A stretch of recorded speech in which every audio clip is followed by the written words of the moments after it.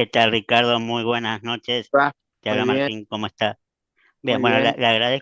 agradezco por permitirnos hacer esta nota. Hoy sí mi compañera del programa está con Nana, así que me dejó solo, pero bueno, le agradezco por su tiempo. Adelante, ¿cómo está usted? Bu- Bien, bien. Y bueno, la primera pregunta después de esta elección, ¿cómo vio el triunfo de Javier Milei y sobre todo cómo vio el resultado, los 11 puntos de diferencia?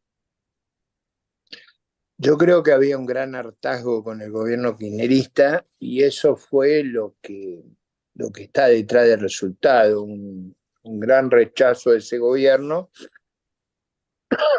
que en alguna medida también es un deseo de un gran cambio en el país.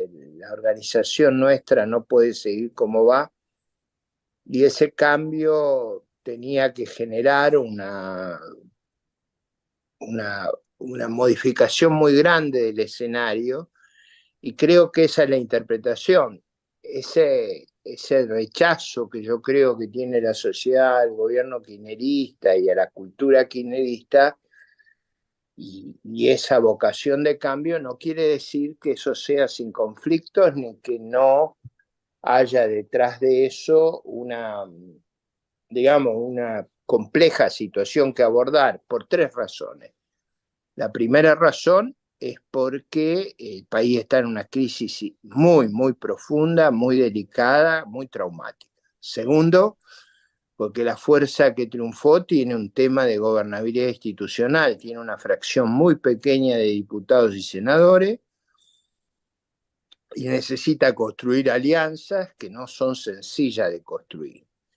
Y en tercer lugar, porque las fuerzas, digamos, del statu quo o las fuerzas que han vivido de este estado de cosas, del clientelismo, ya sea social, empresario o político, van a resistir el cambio. Entonces, yo creo que hay tres dimensiones de la gobernabilidad muy compleja y eso me hace a mí ser cuidadoso, ser prudente. Creo yo que enfrentamos una situación muy delicada. ¿Y qué gobierno o qué país le deja el gobierno que se retira a partir del 10 de diciembre? A Yo nivel creo que económico y social, ¿no? Las dos un cosas. país destruido en lo social y en lo económico, un país descapitalizado, un país donde no funciona nada, un país donde prácticamente hay un daño colectivo inmenso y yo creo que eso, la descapitalización se ve básicamente en las Fuerzas Armadas que no tienen aviones, no pueden navegar, no pueden hacerlo. El ejército de tierra tiene equipamiento muy, muy antiguo. En la cuestión energética, que no hemos podido aprovechar nuestro potencial en el estado de la infraestructura, de caminos, vías ferroviarias, en la fragilidad de todo el sistema sanitario y educativo, y sobre todo en una crisis de magnitud fiscal enorme que es muy difícil de abordar. Y el próximo gobierno de Javier Milei, ¿qué medidas urgentes usted cree que debe tomar a partir del 11 de diciembre?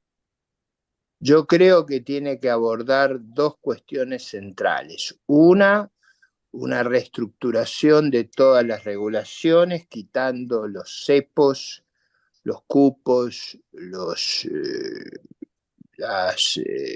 digamos, las medidas regulatorias que genera el capitalismo de amigos. Eso va a generar muchas oportunidades, pero también muchos conflictos. Y en segundo lugar, tiene que balancear las cuentas fiscales. Argentina no tiene crédito, está con una mega inflación, necesita balancear sí o sí sus cuentas fiscales, no solo para poder cumplir con los pagos sociales, sino también para, para acumular reservas. O sea, estamos en una situación muy límite.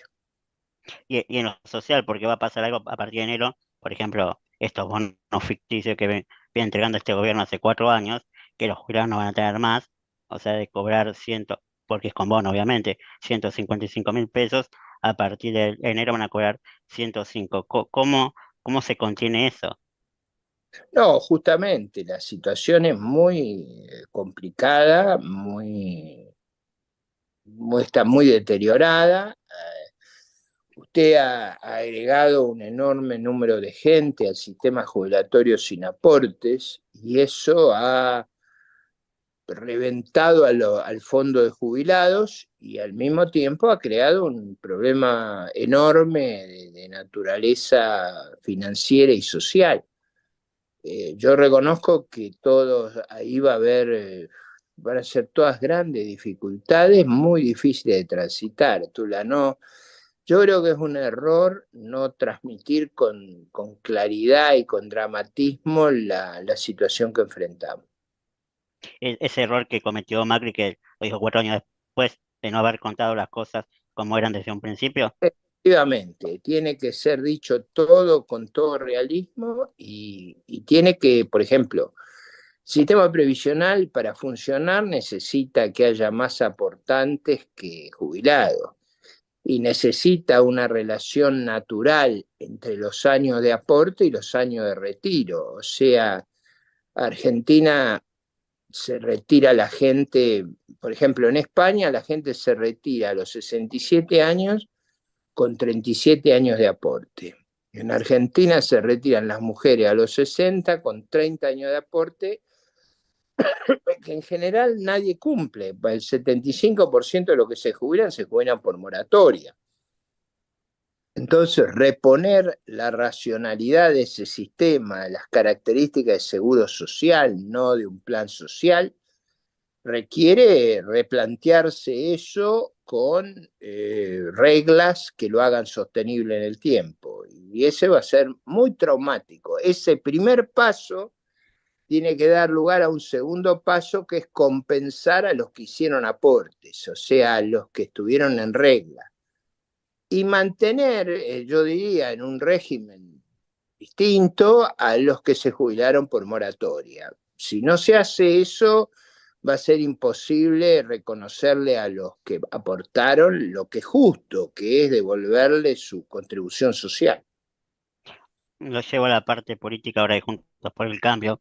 Usted fue uno de los primeros que dijo que había que tener una línea a seguir y estaba en contra de esas internas que se dieron por meses, no se diga por un año, de los candidatos y demás, que usted siempre decía, antes de ser candidato hay que tener una línea a seguir. Ahora, con el diario del lunes, como se dice, ¿usted cree que ese fue uno de los errores Juntos por el Cambio? ¿Por qué se quedó afuera de esta contienda? Yo creo que hubo varios errores, probablemente una primaria muy antagónica, que en general debilitó la capacidad de atracción, de imán, de magneto que debe tener una coalición. Segundo lugar, una dificultad para asumir la necesidad de un cambio muy profundo. Había gente que pensaba que con cambios menores se podía. Y en tercer lugar, eh, no ser consciente que si la oposición se divide, el peronismo prevalece. Y eso usted lo vio en la primera vuelta. En la segunda vuelta, al unirse la oposición, perdió el kirchnerismo. Y yo creo que eso era una lección que no podía negarse. Yo no sé si se hubiera podido evitar, pero durante todo el tiempo había que haber predicado una disputa interna más cooperativa, una, una propuesta de cambio más explícita, más clara. Yo creo que parte de la sociedad sabía que el modelo vigente no es más viable, pero también creo que gran parte de la sociedad ni se imagina la magnitud de los cambios que necesitamos. Por ejemplo, el problema del sistema previsional necesita cambios muy dramáticos y eso solo va a resolver gradualmente problemas complejos. Yo diría, primero, darle sustentabilidad al sistema. Segundo, reconocer los aportes de los que hicieron aportes. Y tercero, poder aguantar, después de varios años, prestaciones sociales razonables. Eso va a llevar tiempo, Tula. ¿Usted cree que sigue adelante Juntos por el Cambio o que definitivamente ya Carrió, bueno, se fue, No ya lo está sé. roto y hay que empezar una nueva? En los hechos, los votos Juntos por el Cambio fueron masivamente en respaldo del candidato opositor. Yo creo que los que no leyeron esa realidad cometieron un error de liderazgo muy grande. ¿Y quiénes son los Eh, que no hicieron esa realidad? bueno, básicamente los que llamaron a votar por masa y todo eso era equivocado. Ahora, yo digo, tantos años de afinidad y de convivencia y de trabajo en conjunto no se pueden tirar por la borda por un enojo. No, yo creo que va a ser complejo reacomodar las coaliciones y rehacer el trabajo político. Por ejemplo, yo creo que va a ser muy difícil nombrar un presidente de la Cámara de Diputados. Me parece que los bloques va a ser, los interbloques van a ser muy difíciles de comandar. Una de las razones de mi decisión de permanecer en cualquier caso como diputado nacional es que creo que tengo la veteranía para ayudar en ese proceso. Creo que va a ser muy complejo el Congreso. Claro, justamente iba a eso. Usted pasó varios procesos, usted fue candidato a presidente, usted vivió todos estos encontronazos que tuvo la política argentina. ¿Cree que puede haber diálogo como hubo en otras épocas, en los 90, que puede haber posibilidad de diálogo o que está todo tan fragmentado que no va a haber diálogo posible? Digo, entre la misma coalición de Juntos por el Cambio No, o con el creo peronismo, con Avanza y que va a Libertad. haber. Yo he instado a varios líderes de la coalición a convocar a los gobernadores, a convocar a los parlamentarios, a comenzar los diálogos. Habrá un proceso en eso que más allá de los enojos circunstanciales, proveerá de qué manera se actúa más eficazmente. En los congresos hay que actuar con eficacia y la agenda que tenemos por delante es sumamente compleja y no necesariamente todo el mundo la entiende. Creo yo que hay una dificultad objetiva muy grande. Vuelvo ya ahora al Partido Republicanos Unidos, que se fragmentó. ¿Usted cree que Republicanos Unidos va a seguir adelante o ya está fragmentado? Bueno, nosotros tenemos que hacer un esfuerzo y veremos cómo son las circunstancias. Usted sabe muy bien que tuvimos, desgraciadamente, muchos conflictos internos. Esos conflictos no fueron fecundos para nosotros, nos demoraron en muchas tareas que debíamos hacer. Hay una lógica en un partido político que tiene que haber afecto societatis, puede haber discrepancia, pero tiene que haber una actitud de cooperación, y yo reconozco que no la ha habido, así que eso nos pone, digamos, dilemas importantes hacia adelante, pero veremos cómo funciona eso luego que asuma el presidente. Yo creo que hay una enorme cantidad de conflictos dando vuelta y veremos cómo se procesa.